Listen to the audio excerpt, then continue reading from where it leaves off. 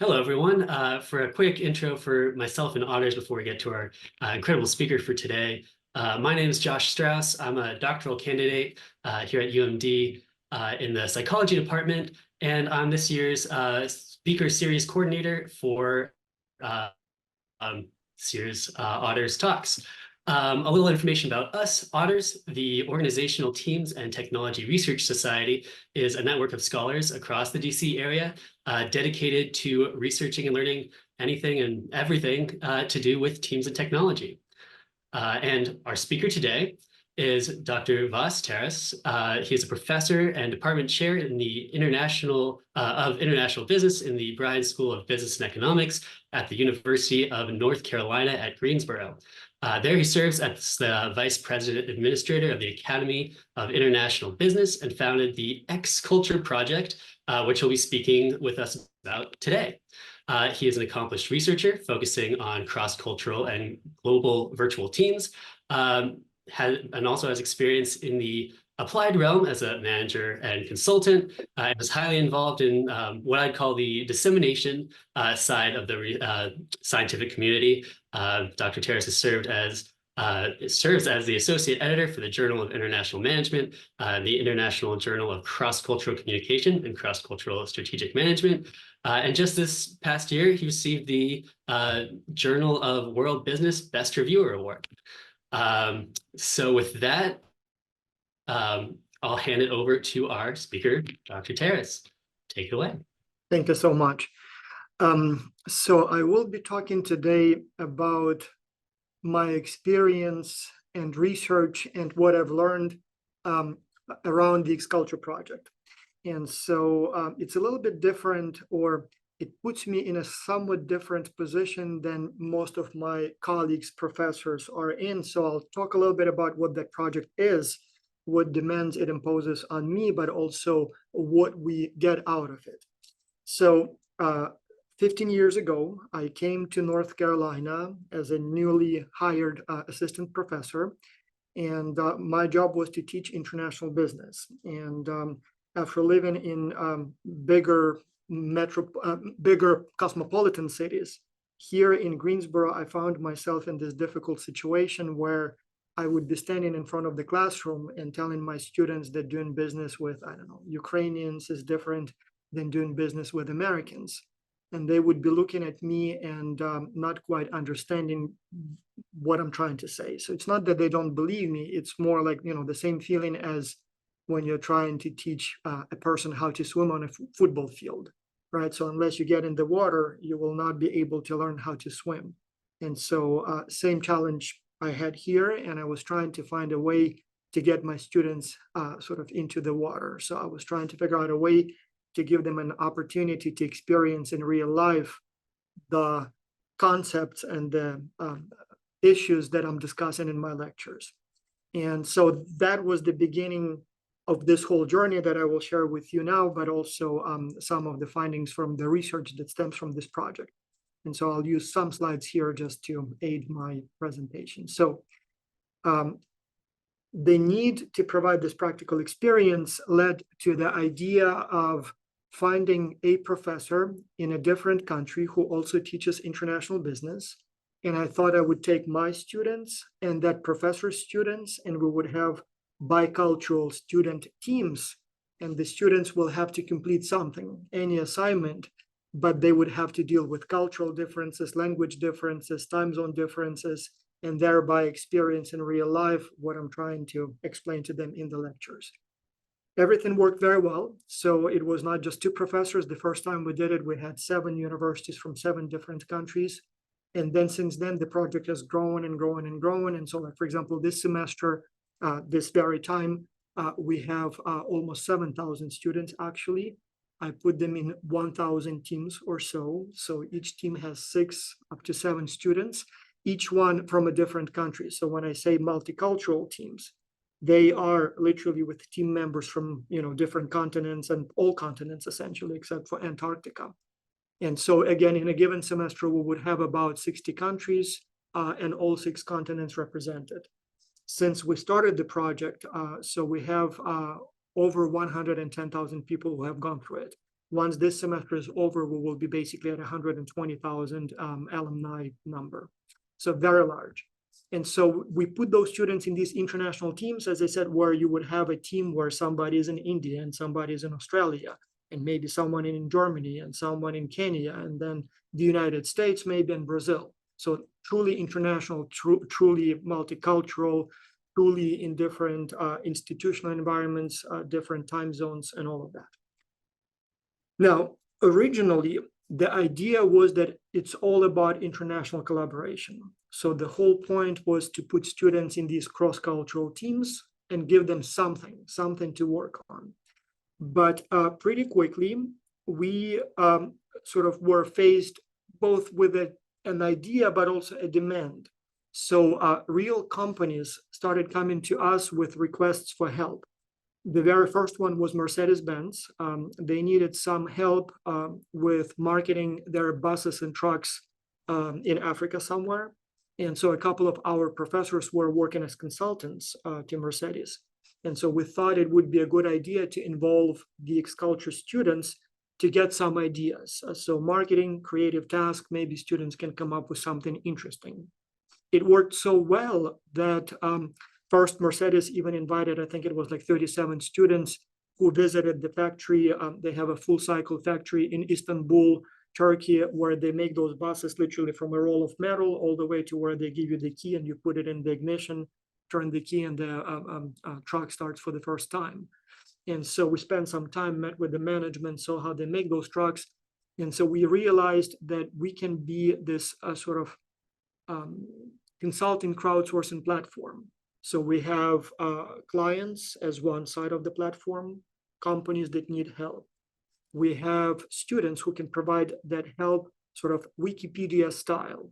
We also have professors who would like their students to gain international experience and who are willing to provide administrative support. So by bringing these three sort of groups of people together, everybody wins. Companies get ideas, companies may get talent. We do have a lot of cases when companies are impressed with ideas from students so much that they offer them jobs, internships. Students get experience and some of them jobs and some of them aftermarket commission, and professors get better, higher teaching evaluations. And we've done a lot of empirical research to test, and indeed students are happier. They rate the professor higher, they do better on the exams, cultural intelligence improves from before to after, and compared to the control group, all kinds of good things happen. So now we would have about a dozen or so client companies that present real life challenges, and students in this case serve essentially as external independent consultants, interns, whichever way you want to call it. Most of the students are, in fact, all of the students are either MBA students or undergraduate business students. So these are the people who will graduate in a year or so and will cost a lot of money. Now the clients can get their help for virtually no, like very symbolic fee. So that put me in a very strange situation. That put me in a situation where I have on the one hand an army of cross-cultural, international business, maybe not quite world-class experts, but people with at least some business education and some with a lot of business education. And on the other hand, I have these clients. And then on the third hand, so to speak, I have all those professors who need to do research. And so it presented both a challenge. So how do I organize this large crowd in a way that the few thousand students give the best possible solutions to the clients? But also it's a wonderful research opportunity. So we can actually study why some teams do better than others, why some people are more likely to be team leaders, why some people become freeloaders. Is it the team composition? Is it the personal characteristics? Is it the way the task is presented? Is it the incentives? So ever since I started X-Culture, so before that, and if any of you are academics, you know that much of our research is sort of driven by the need to publish. And so we constantly think, so what can I do? What can I, idea, something that I can publish? Like, what would it be a good idea to maybe look at, I don't know, how leadership here, how can I do it? My challenge is completely opposite. I have all those problems coming my way every single day. And I need the answers. I don't care if I publish or not. I need to know how big the team should be to get the best results. Is it 5 people or 7 or 10 or 12?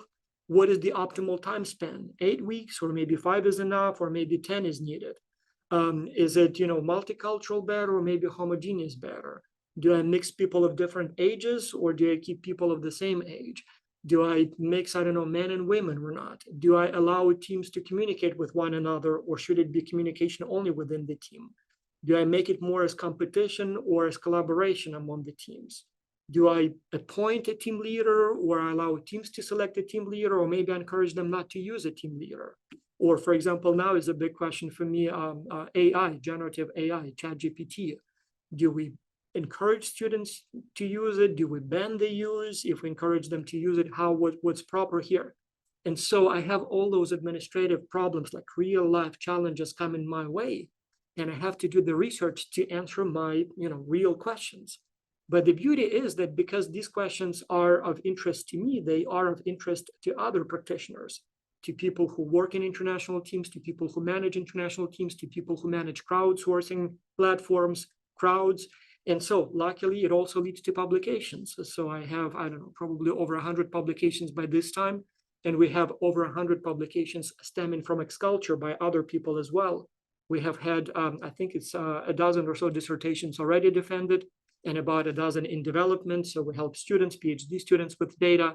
And so in a way, by answering my real administrative questions, I also advance research, I also create new knowledge, and in a way, and I'll stop my sharing for a second here, because this is extremely, extremely important. I would like this point to come across, and it may sound like bragging, or maybe to some people as complaining and seeking some sympathy, but X-Culture is unique and unprecedented in human history in one important aspect. It is completely on a different level when it comes to studying teams. The truth is, if any of you do research on teams, the truth is that it's almost impossible to find a large number of teams in the wild, so to speak. Even if you win the lottery and you buy Google or Microsoft or Mercedes or some company, yes, you will have hundreds of thousands of people working for you, and many of them work in teams, but those teams work on different tasks at different times under different supervision, and you cannot really compare them directly. Moreover, even if you have access to those kinds of organizations, they will not allow you to do too many experiments. They may allow you to observe team meetings. They may allow you to do some surveys from time to time, but you will not be able to observe like 1,000 teams at the same time with the ability to manipulate how many teams are, how many people are on a team, incentives, communication, leadership. You will not be able to do it. We can. And so most of the research, I've done a bunch of meta-analysis in this area, and literally went through everything published on teams for several of them. And you will see that like 98% of publications on teams, it's either a professor, usually in psychology or maybe management, with a class of like 50 students, put students in teams, like 10 teams of 5 students. And then first the task is sort of, artificial, like they did something during the lecture for a few minutes. If it's a cross-cultural team, often the cross-cultural element is sort of manipulated. They would be primed into thinking like, you guys in that part of the room, you pretend that you're in Asia, and you guys in this part of the room pretend that you're in North America or something like that. Sometimes you would see corporate employees in teams, like you would find like some sort of a call center in India where they have like 300 people, and they presumably work in teams, but it's not quite the same teams, like it's more like that's just units, and it's not cross-cultural. So you can, but sometimes you can see at least, a few dozen teams in that setting. But most of the time, it's either students in short-term sort of simulations, or it's case studies. So one or several teams from the corporate world, but it's more of a case study, very small sample. In our case, yes, these are students, but the ages are, some undergraduates, some masters, many in their 30s, 40s, 50s, and even 60s. So we have age variation, we have experience variation, we have a managerial experience variation. So we can add that as a covariate in our analysis. And if there is a maturation effect, if you think that the factor, what you're trying to study changes with age, you can always account for that. So you can do that. And you have some teams, we match them actually more or less by age. So we found that that works better for everyone. So you would have some teams that where everybody is actually at this time employee or executive MBA students. So they have rich experience. So you can do that. And so for me, that's an administrative need, but also for research purposes, this is unique. As I said, I don't think such a platform has existed before, and I don't think there is anything like this at that time. So it both kind of presents an opportunity, but also, sort of creates some pressure on me to use this research to advance, science. And so here we do a lot of research, and I'll share with you some of the examples. So not many, just a couple of illustrative studies that we've done recently, just to give you a sense of what kind of research we do, and hopefully the findings will be of interest to you as well. But I'll also show you here in case you want to spend some time later on. So if you go to our website here, so if you go to this page for researchers, you can see here a lot about our data. We collect immense amounts of data. It's over 3,000 variables, multi-level, so individual, team, university, country, multi-source, so self-reports, peer evaluations, instructor evaluations, client evaluations, administrative records, qualitative, quantitative, longitudinal. The project goes on for the whole semester, and we have weekly measures of all kinds of things. So you have the actual reports that they submit, the deliverables, so all kinds of things. And so here you can find a tab with the list of ongoing research projects and then former publications. And so that's what we're working on now. So you can open any of those and you can see, what the project is about. So like this one deals with like gender roles in GVT. And so you can see here, what they're doing, who the researchers are, what's going on here. So a lot of stuff. Likewise, if any of you are into business, either represent business companies or if you're planning to do business, we may be able to help you. So we now specialize primarily in helping companies to expand into new markets. So we would have, as I said, about a dozen companies, some big like Mercedes-Benz, Louis Vuitton, the Home Depot, like really big companies, and some are smaller. In fact, we lately like working with small companies and even startups. So they really need our help. So most of them would have some sort of a product in some market. They want to expand, but they don't have the resources, the experience to identify promising markets and develop a market entry strategy. Well, with our students, we have essentially a crowd, a network of business students, MBAs, experts, literally, globally, but locally. So we have them all around the planet, but they are local where they are. And so they can identify potential customers. They can interview them. They can interview potential distributors, joint venture partners. They can do research on logistics, on trade regulations, on certification requirements. In many cases, the task is, so I'm looking for new markets and I don't know how to do it. What do I need to know? And students do all that research. They can interview some potential, as I said, customers, and that gives you sort of a global survey. Would they like a product like yours? Is the name, does it sound right in their language? The package and the colors, but also who's the competition, your advantages and disadvantages compared to competition, strengths and weaknesses. How much do they charge? How much you should charge? And, things like that. And in many cases, the best ideas come not because students are so smart, but it's serendipity. Somebody just happens to know something or read something that is useful, or maybe saw something that is useful or knows somebody who is useful. And so in many cases, it's, an Italian company that makes shoes that wants to break into the US market. And we have a student who just happens to have an uncle who has a network of shoe stores. And so they say, hey, uncle, would you like to sell these shoes, Pontefola Dora? She looks at it like, yeah, sure, let's try. So they ship a container, the shoes sell well. So now they have a partnership going on for several years. So again, that student probably wouldn't be able to help another company with a different task. But here, it just serendipitously, it was a good match. So 9 out of 10 proposals are so-so, but 1 in 10, like, whoa, this is good. This is really good. And then also for the companies, much of the value comes from the compilation, from the sheer number. So if you have, let's say, 200 teams working on your challenge, and let's say, one team tells you that, I don't know, Germany is the best new market for you. Well, that's interesting. But if you have 200 teams working on your challenge and 150 of them say that Germany is the best market, that probably means something. Likewise, if you ask how much should I charge for my product, and I tell you $5, yeah, useful. But 200 teams do research, survey clients, survey competition, and then they say based on our analysis, $5 is the best price, and you have the bell curve distribution, and you see where it converges. Oh, that actually means something. Or you ask them to maybe find every possible competitor on the planet. Well, I can think of two, he can think of two, she can think of two. But once you put it all together from all the hundreds of teams, all of a sudden you have a nice comprehensive list of all of the companies on this planet that do what you do, or potentially that you want to compete with. So again, maybe not 100%, but at least quite a lot. So that's where the value comes from. And so here again, if you go on the page and click on for businesses, so right here, so you will see all the information, like what we can offer and cannot offer and how we do it. Now, let me go back to my research findings, and I'll give you a couple of examples, sort of interesting things that were very informative to me. And I'll actually try to engage you here. So if you have your Q&A window open, or if you have the chat window open. So I want to ask you this. So what do you think are the biggest challenges that global virtual teams face? So we ask students at the beginning of the project, what do you think will be the biggest challenge for your team? And we know what they tell us. But then at the end, we actually ask them, so what is the biggest challenge? What was the biggest challenge for you? And they tell us again. So in your opinion, what are the biggest challenges for global virtual teams?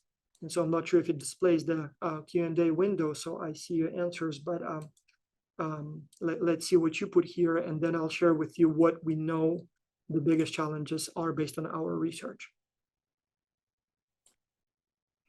So I see Noel says personal connection among team members. Very good. Anyone else? Finding meeting times. Susan Winter. Yeah, very good. So time zones, basically shared assumptions and goals and values. Very good. Yeah. Nobody said, so we have time zones, we have personal connection, and I assume that also implies cultural differences and things like that. So you are as smart, norms from, yeah, very good. You are as smart as students are before they have global virtual team experience. Everybody says exactly what you said before they're placed on teams: cultural differences, language differences, time zones. However, when we ask them at the end of the project, what was the biggest challenge? And the way we ask that question, again, we list like 15 or 16 different things. And we ask, to which extent was this a challenge? So first, to which extent do you think it will be a challenge? Like cultural differences always get 10 out of 10, language differences 10 out of 10, time zones 10 out of 10. At the end, almost 0. Like these get like 1 out of 10. Like, yeah, I mean, yeah, those Ukrainians are a little different, but no big deal. Language differences, everybody has Google Translate. Yeah, we had some students who didn't speak very fluently, but we got through. We got some complaints about language, like some of my team members were not fluent enough in English, but not so much I couldn't communicate with them, but rather he was responsible for this section of the report, and the language they wrote it in is not good enough for my professors, so I need to rewrite it. So that's the problem, but not that I couldn't communicate. Time zone differences, never. So by the end of the project, nobody's like, yeah, we knew it, so we used Doodle. Yeah, it was, maybe someone from India never could join, but not a big deal. The real differences, the real challenges, and that's the biggest revelation to me. The real big challenges is, I'll talk about each one of them separately, but so one is the, what I call but time. So very, very mundane, not sexy at all, not cool. You cannot sell it to your consulting clients. You cannot, but basically sitting down and doing the damn work. And so we can be spending all day long talking about cultural intelligence and time zones and cultural values. But the problem is just sitting down and doing the work, the good old, just simply work. And so that's really the problem. But we dug deeper, trying to see why people don't do it. And so there are several deeper, real problems that prevent students from, or global virtual team members from doing well together. So one of them is invisibility of effort of others. And I'll talk about it separately because it's a little more complicated. Another one is lack of informal interpersonal contact. Again, I guess you know what I'm talking about. So when you don't have this personal meetings by the water cooler where your team members are just two words on the screen whom you've never met before. Sometimes you don't even know for sure if it's a man or a woman, right? Unless you have a Zoom call. And institutional differences, so hard to oversee, but those are really big problems. And it leads to free riding, less satisfaction, more misunderstandings, and suboptimal coordination of. I'll talk about each one because this looks very academic, so I'll talk about, yeah. So one, as I said, the biggest problem is that the students or members, not students, employees too, in global virtual teams, they don't have this personal contact. Like, for example, I have some people here in the office with whom I meet every day. I know something about their interests, pets, hobbies, whether or not they watched the game last night or the concert or whatever that is. In global virtual teams, people don't have that connection. So they don't have those opportunities to talk about the weather and the politics and whatever else and movies and hobbies. They focus on the task.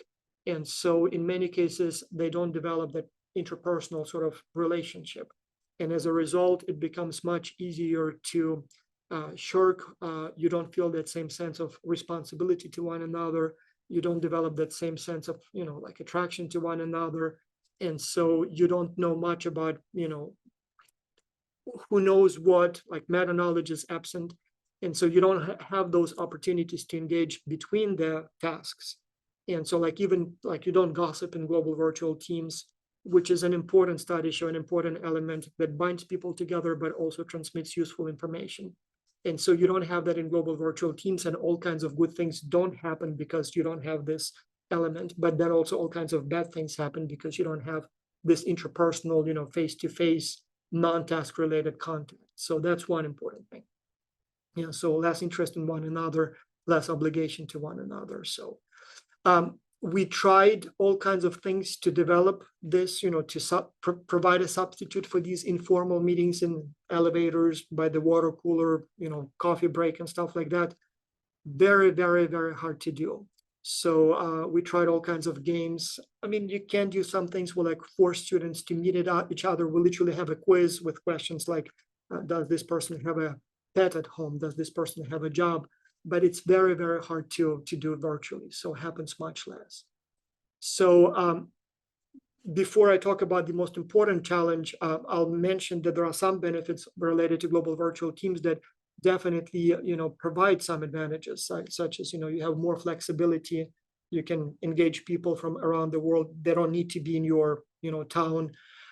You can do the so-called 24-hour relay, where the team member in Asia starts working, then passes the work to the person in Europe, and then that person goes to bed at night, passes the work to the one in the Americas, and then back to Asia. Almost never happens, by the way, so it's in theory beautiful, but students usually don't do it that way, but in theory, it's at least possible.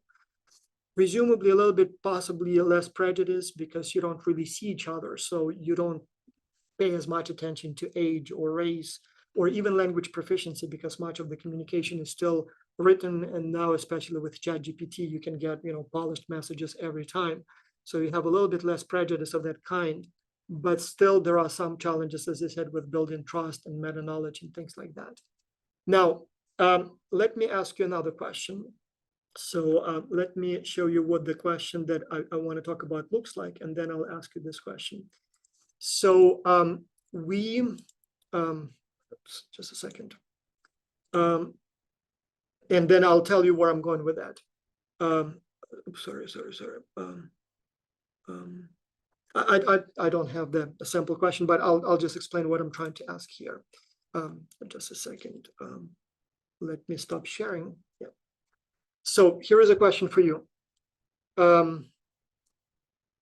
Every week we ask, you have peer evaluations, and in some semesters we ask, in addition to the peer evaluations, like how would you evaluate on a 5-point scale this person's effort, and this person's intellectual contribution, and this person's leadership abilities, and things like that. The question then is, what percentage of all of the work done in your team was conducted by each team member? So the way the question looks is that you have the list of all team members, and you have to divide up 100 questions, 100% among those team members. Actually, this is the question that I wanted to show. So I have a sample here. Let me show you what it looks like. So this is what the question looks like. You have the whole team listed on the screen. And so the question is, how would you distribute 100% of work done last week among these people? And so you would enter those numbers. Let's say you have 5 people and you think everybody works equally well, then everybody gets 20%. If you have like 6 or 7 people, everybody gets 17% or 15% or something like that, right? So that's clear. Now, the question I have for you is this. You are smart. You probably can guess that people give themselves a little bit more than they give their team members. You probably can guess that people on average sort of overestimate their own contribution compared to the contribution of others. The question I have for you is by how much? So if I take everybody's self-evaluated percentage of work, so we know that it will be more than 100. So maybe this person says, well, it's not 15 everybody, I do like a little bit more and everybody does a little bit less. And so I add his overestimated, this person's overestimated, self-reported, assessed percentage of work done, and then I get a total that is more than 100. The question is how much more? So what would be the total of self-rated percentage of work done? What would be your guesses? Josh, let me ask you while everybody's putting their comments, but what do you think is the total of these combined percentages?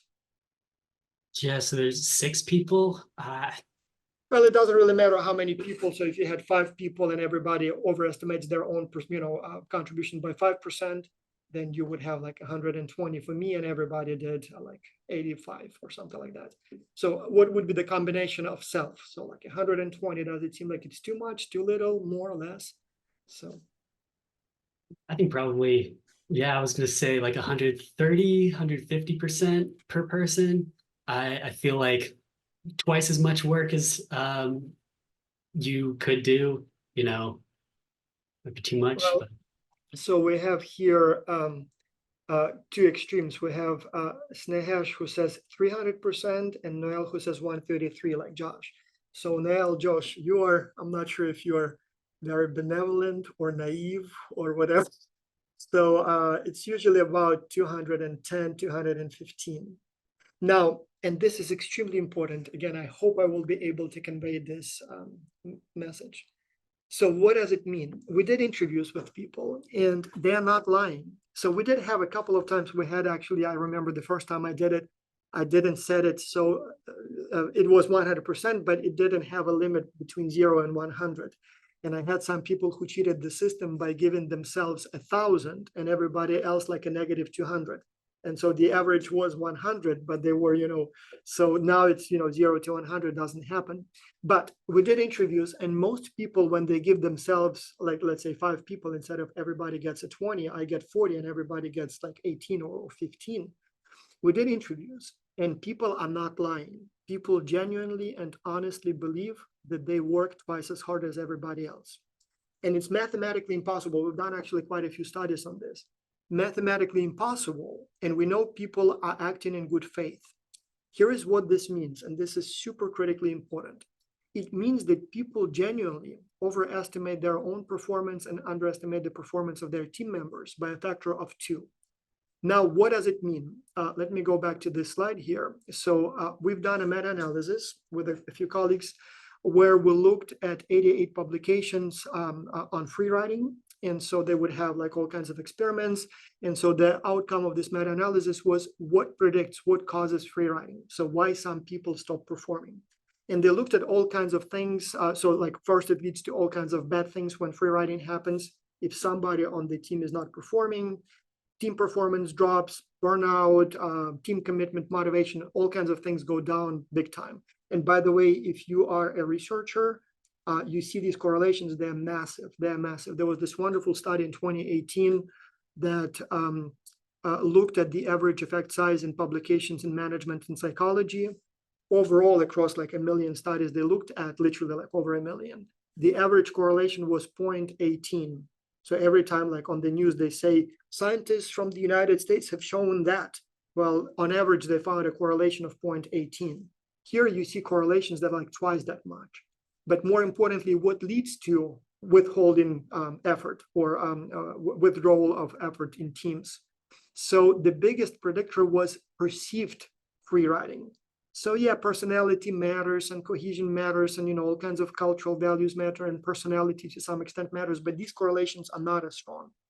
The strong predictor is I will stop working when I think I'm working harder than you, or I will stop working when I think you are not pulling doing your share of work. You are not pulling hard enough. And that leads me to this dilemma. If this is what people genuinely believe, if this is what people believe, it means that even when everything is perfect in global virtual teams, even when everyone is doing exactly the same amount of work, everybody's perfect, I will still, on average, think that I work twice as hard as Josh. And so I will think that Josh is not working hard enough because I'm working twice as hard. And that prompts me, well, if he's not working, why should I? So some dissatisfaction. So in a way, it's a miracle that most people keep working hard. I mean, in a way, it's really strange because we know that, most people are dissatisfied. Most people believe that they're doing all the work and nobody else is working. And yet most people persevere and still do a lot of work. So a couple more quick things here, again, from our study, and then we'll open up for questions and answers. So what can you do with that? So for example, we did an interesting study recently that happened accidentally. So sometimes the semester is a little, data in such a way that we can have more time for the project and sometimes less time, depending on everybody's academic schedule. And so we've had semesters when teams had to jump into the task right away. And then we had semesters when teams had 1 week to get to know each other, 2 weeks to get to know each other, and then even we did once artificially 3 weeks to get to know each other. And so what we found was, and I think I have the slide here. So what we found was that if you give teams more time to get to know each other, it makes a huge difference. So the optimal level is 2 weeks. For the first 2 weeks, now we don't ask them to do anything, just get to know each other, talk about weather, hobbies, and stuff like that. So from 0 to 1 week to get to know each other, extreme difference. From 1 to 2, more difference, but not as much. If you spend whole 3 weeks doing nothing but getting to know each other, we actually see some deterioration of effort. And obviously, if you went more, you would just have no time to do the work. Another thing that we started doing again, and that led to very good results, and that's the slide I was trying to show here, make an individual effort visible. So since people tend to overestimate their own contribution compared to contributions of others, we first instituted peer evaluations at the end of the project, then peer evaluations every week, but we did not share them. Then we did every week, and you share peer evaluations, and everybody sees everybody not only evaluates everybody, but you see who gets what. And that made a huge difference. So this is compared to when we did no peer evaluations. So free writing is down by 47%. Satisfaction actually went up and trust went up. We thought if you measure people and always keep showing them the numbers, people will be agitated. There will be too much. I don't know. It's such an American approach. You try to quantify everything, but no, good things happen. So now we have peer evaluations every week, and we do share the results. So people know they've been observed, and people know that they are, basically they get a better idea of who does what. What's interesting, and that's also very important, in one of the studies, we collected peer evaluations, but we ignored them. So we didn't do anything. So basically, we would ask them to provide peer evaluations, but we did not acknowledge it in any way. That was actually even worse when there were no peer evaluations. So I don't know, students probably think that the bosses now know that Josh is not doing any work, and they choose to ignore it. So, if I didn't ask you to tell me, at least they would have hope that I'm a benevolent leader who just simply doesn't know that somebody's not performing. But, so that's another one interesting. And I'll share with you one more. This one is like literally ongoing from a few days ago. Interesting topic related to AI. So professors it's not even that professors are lazy, but professors are, oh yeah, one more thing before I get to that, institutional differences. That's another thing that comes up again and again when you start looking deeper into the issue. Again, forget about the time zones, forget about personalities, forget about cultural differences. Easy, soft stuff, touchy-feely, not as big, yes. When I sell my services as a consultant, as a cross-cultural trainer, yeah, I try to scare my clients, oh, those Ukrainians, they're crazy, you definitely want to, pay me a lot of money and I'll train your people and tell them that Ukrainians are more collectivist and you're more individualist. In reality, no big deal. Unfortunately, because like at least 50 of my publications were trying to prove that culture matters. The more I studied, matters not as much as I thought it does. Like correlations 0.2 if I'm lucky, 0.22 if I'm lucky. Institutional differences, that's a big deal. That's where we see a lot of serious conflicts. For example, by that, what I mean in our context, maybe Josh assigns 40% to the project in his course and I assign only 20%. In reality, it makes no difference in terms of motivation, but I discovered that his students, or maybe the other way around, for me, it's 40%, for him, it's 20%. I discovered the difference and then I start complaining because, oh, they're not doing anything because for them, it's less incentive. Or maybe, I don't know, you're in the country where you have some sort of a national holiday and you cannot meet the deadline. Big difference. Or maybe in my school, I will be kicked out for plagiarism, and at your school, not as strict. And so again, that leads to tension because I noticed that, in your section of the report, you had a few sentences plagiarized. And so that's a huge conflict all of a sudden. So you say, well, who cares? My professor said it's okay. And I say, I care because it's in my report. And you have like a major conflict to the point that people say, I want to switch teams, and stuff like that. So different standards, again, different professors, what's good enough is different in different countries.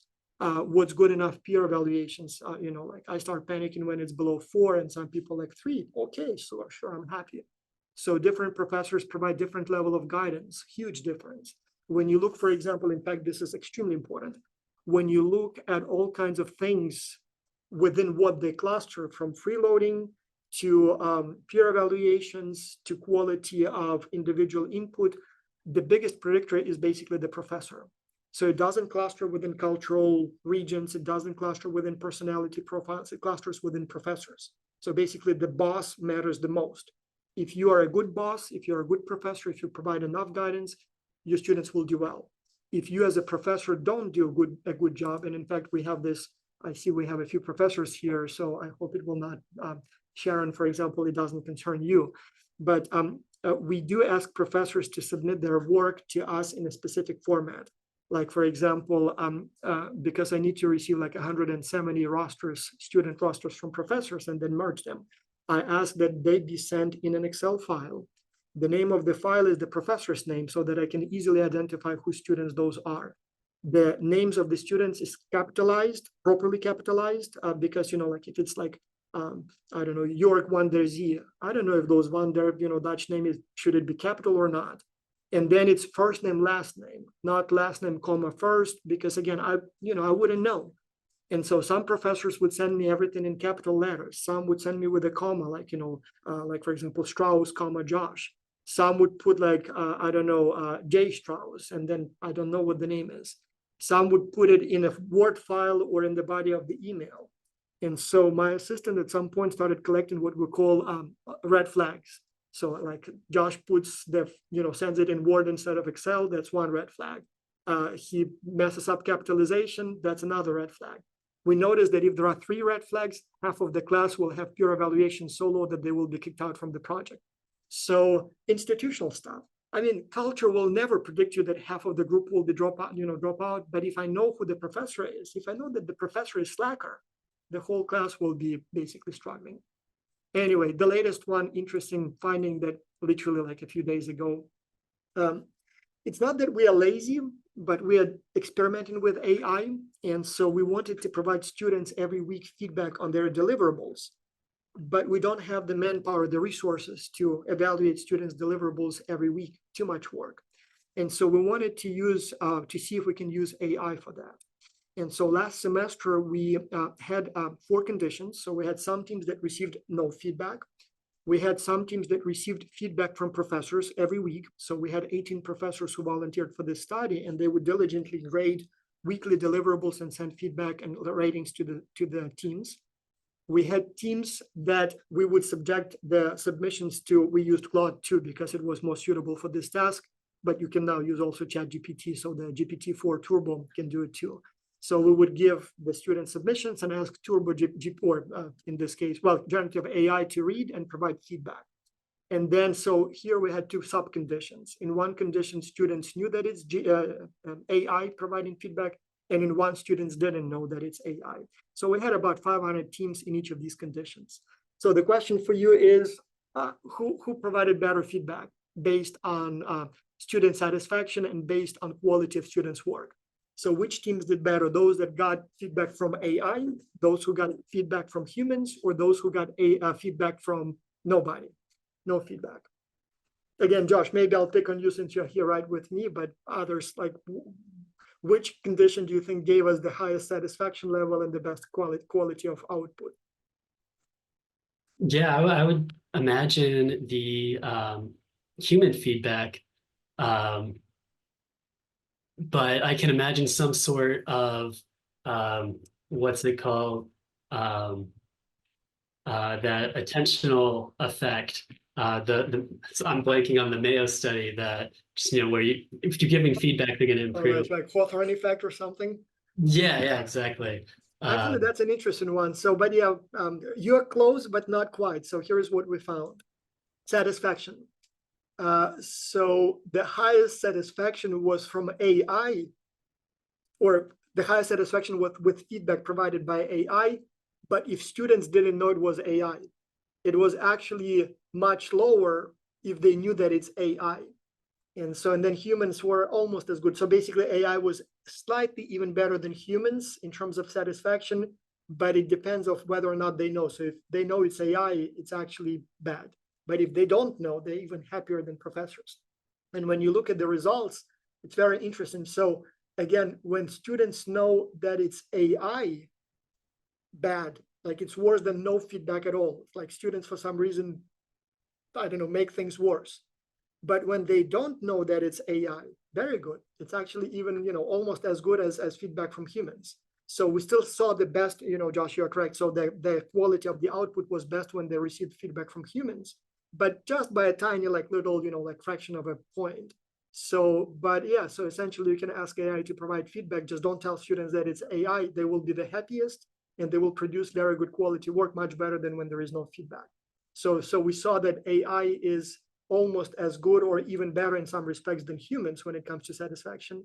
But there is a massive anti-AI bias. So when students know that it's AI, then all of a sudden, literally the quality of work drops, not only satisfaction drops, but quality of work drops.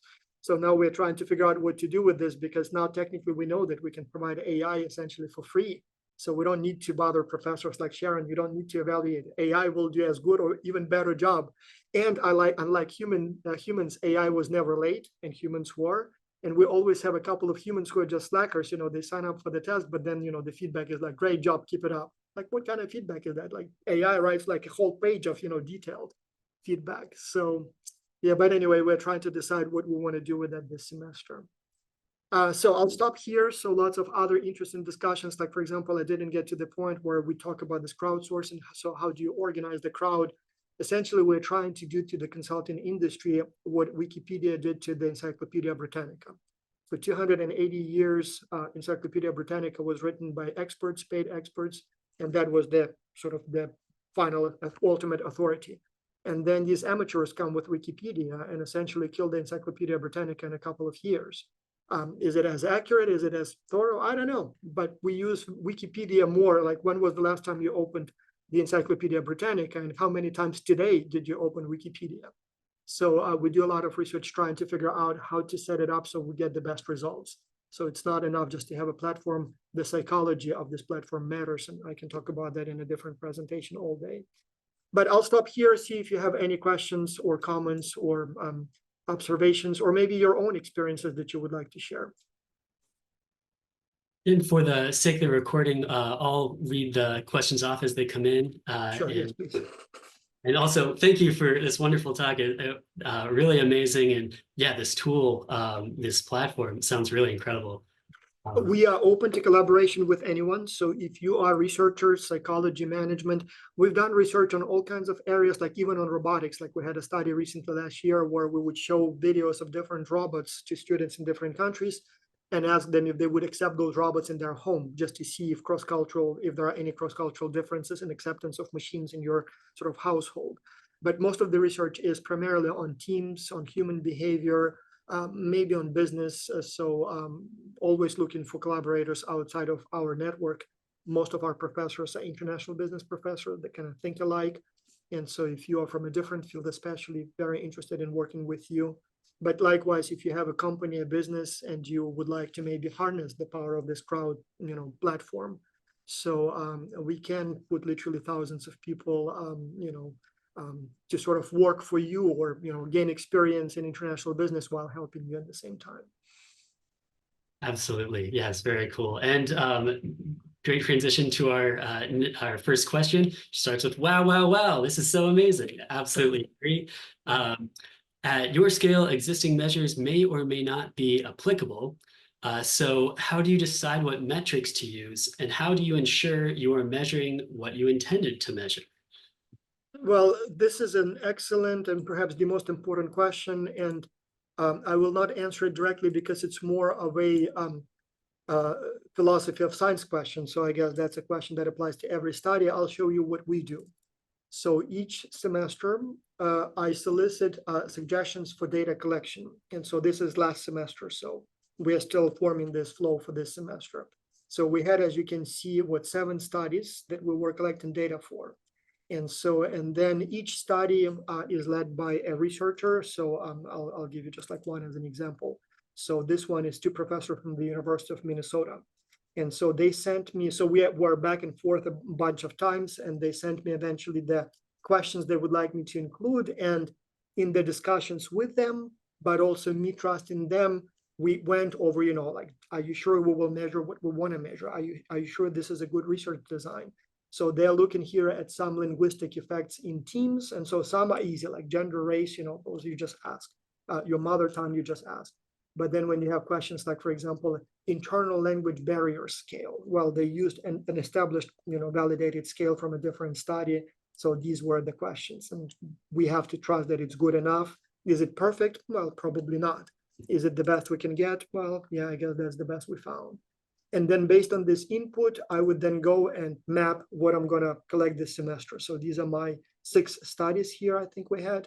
And so like for this particular one, I think it was in the B track. So language barriers. So I would measure demographics in the first week.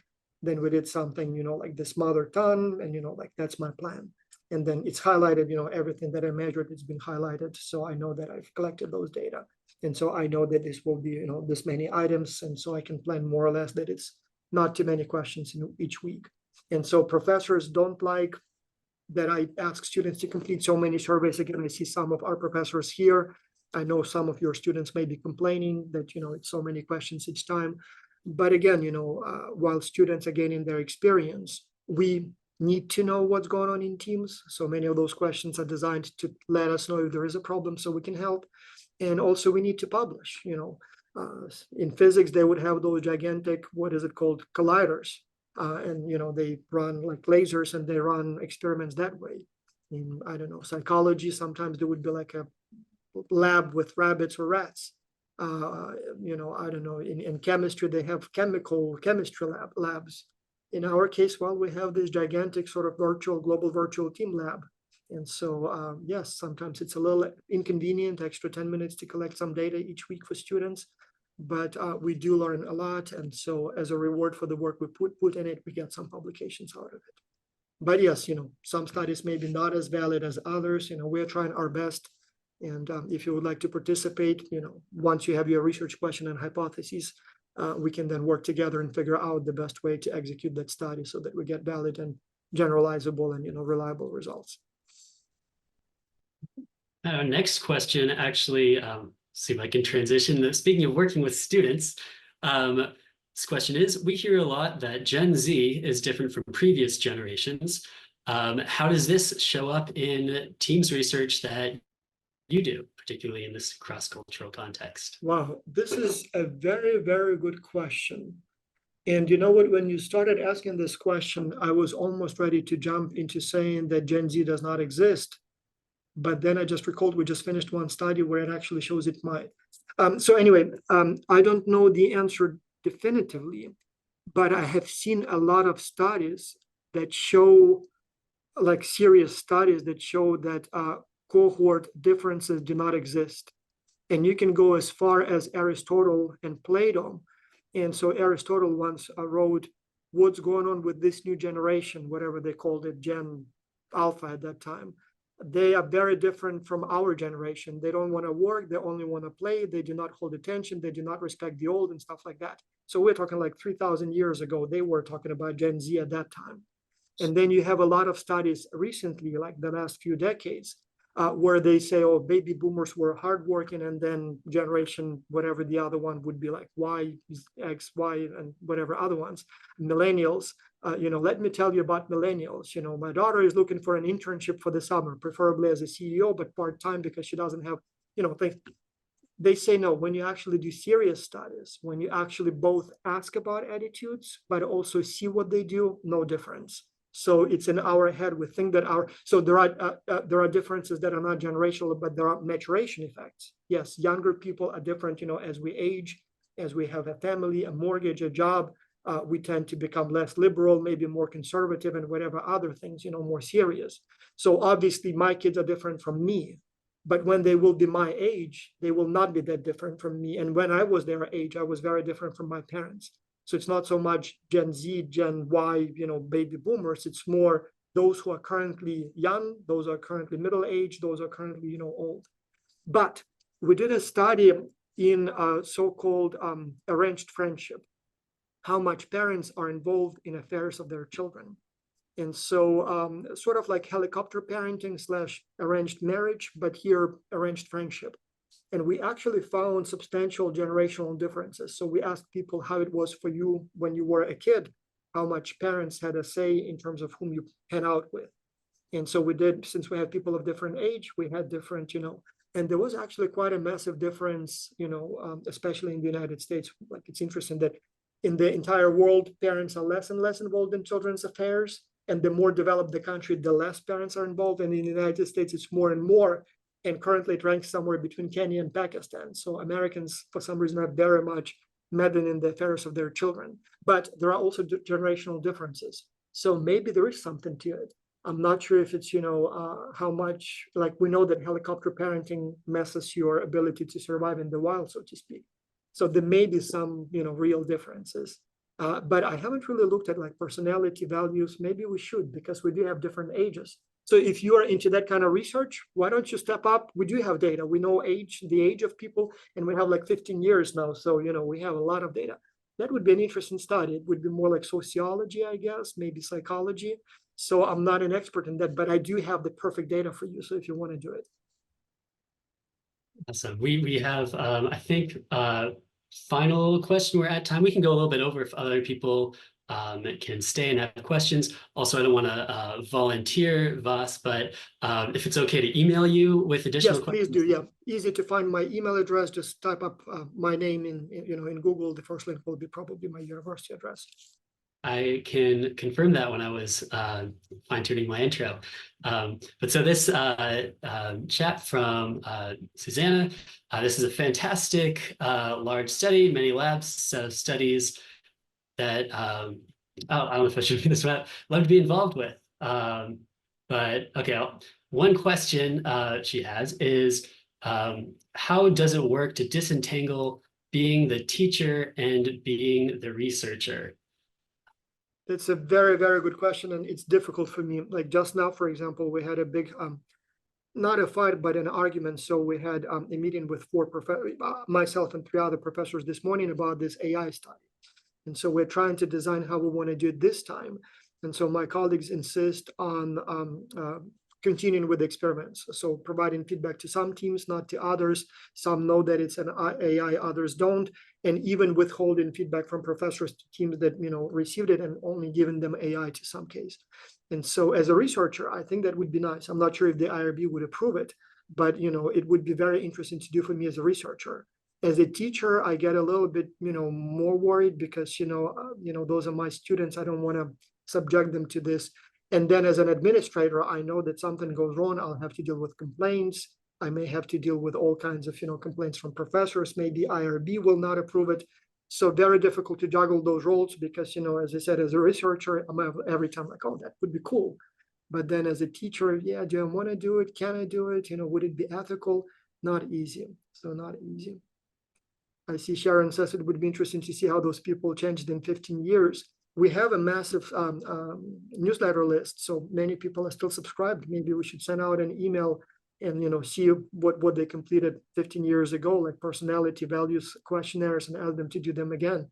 Again, if you want to do it, maybe let me know. I don't have the capacity to take on something big like that, but if you would like to be the lead author, I can definitely help with the data.